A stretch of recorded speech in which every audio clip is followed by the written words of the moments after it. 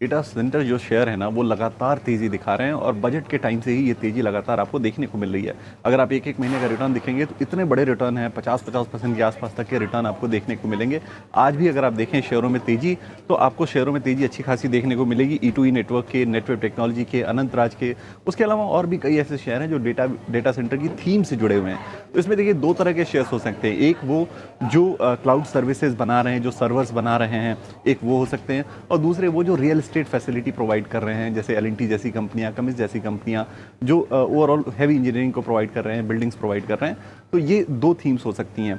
आज जो हम बात कर रहे हैं वो इन सब कंपनियों की बात कर रहे हैं जो सर्वर्स बना रही हैं, GPU प्रोसेसर्स बना रही हैं, उन कंपनियों की बात कर रहे हैं और ओवरऑल डेटा सेंटर के थीम की बात कर रहे हैं। सबसे पहले शुरुआत करते हैं इस चीज़ से कि आखिर तेज़ी क्यों आई है।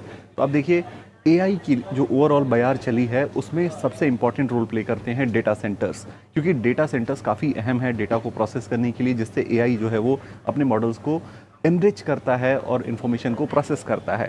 तो डेटा सेंटर्स का रोल काफ़ी अहम है और आप देखेंगे पूरी दुनिया में इस वक्त जो है वो डेटा सेंटर की थीम जो है वो चल रही है। सबको डेटा सेंटर्स बनाने हैं।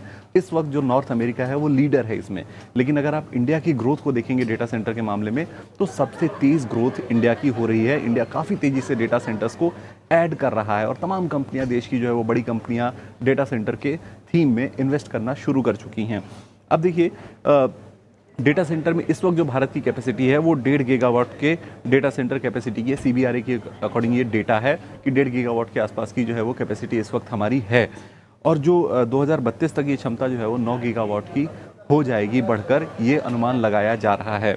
अब इसमें आप देखिए कि जो ग्रोथ है वो आखिर ज़्यादा क्यों है। उसकी वजह यह है कि इंडिया में पावर सस्ता है। जो टावर जो डेटा सेंटर के लिए काफ़ी अहम जो है वो टूल है, बहुत ज़रूरी चीज़ है, वो पावर काफ़ी सस्ता है। उसके अलावा टैलेंट का एक पूल, आज जब PM Modi AI impact summit में बोल रहे थे तो उन्होंने भी कहा कि टैलेंट का जो पूल हमारे पास है वो शायद ही कहीं पे और अवेलेबल है। तो इंडिया के पास टैलेंट का पूल काफ़ी ज़्यादा अवेलेबल है। और तीसरी चीज़ ये है कि कैपेसिटी बिल्डिंग हमारी बहुत अच्छी है। जो हमारी कंपनियां हैं वो कैपेसिटी बिल्डिंग बहुत इजीली कर सकती हैं, चाहे वो रियल एस्टेट के मायने में हो या फिर वो मशीनरी के मायने में हो। तो कैपेसिटी बिल्डिंग भी हमारे यहाँ काफ़ी अच्छी है, तो इसलिए हम लीड कर रहे हैं। बजट में अगर आप देखेंगे तो विदेशी कंपनियों को टैक्स हेवन एक तरह से दिया गया था 2047 तक, और वो इसलिए दिया गया था कि अगर वो क्लाउड सर्विस देती हैं इंडियन डेटा सेंटर्स को यूज़ करते हुए तो उन्हें हम टैक्स छूट देंगे 2047 तक।